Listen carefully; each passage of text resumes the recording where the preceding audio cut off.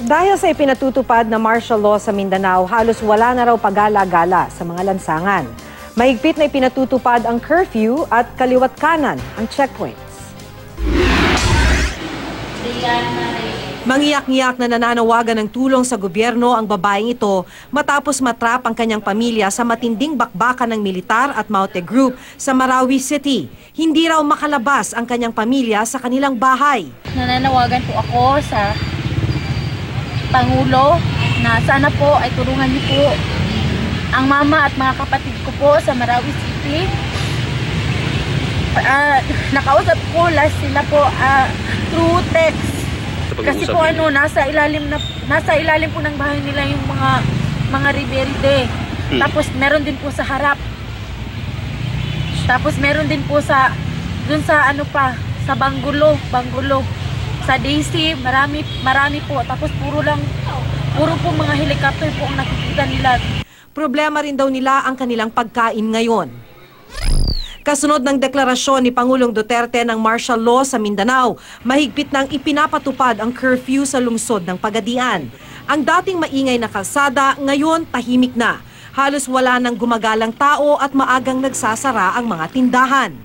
Ayon sa pulisya, bawal nang magpagala-gala ang mga menor de edad mula alas 10 ng gabi. Pagpatak ng alas 11 ng gabi, sarado na dapat ang mga beer house at internet shop sa lungsod. Dahil din sa umiiral na tensyon sa Marawi, marami rin ang nagkansela ng reservation sa mga hotel sa lungsod.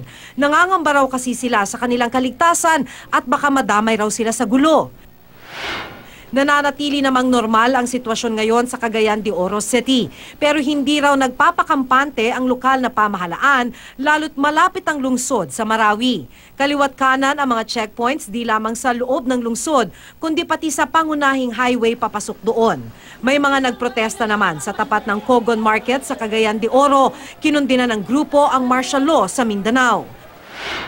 Bagamat mahigit 400 kilometro ang layo ng Zamboanga City sa Marawi City, bantay sarado ng militar ang lahat ng daan papasok at palabas ng lungsod. Kabi-kabila ang checkpoint. Naka-full alert status na rin ang pulisya sa Caraga Region. Nagtutulungan din ang pulisya at militar sa mga checkpoint. Panawagan ng lokal na pamahalaan sa publiko maging kalmado at makiisa sa gobyerno. Sa gitna ng martial law sa Mindanao, tuloy pa rin ang pagbubukas ng klase roon sa June 5.